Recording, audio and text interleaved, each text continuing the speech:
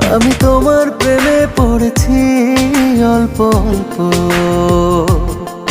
আমি তোমার প্রেমে পড়েছি অল্প অল্প।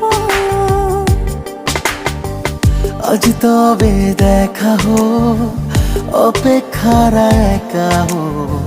চোখে চোখে লেখা হোক একটা নতুন গল্প।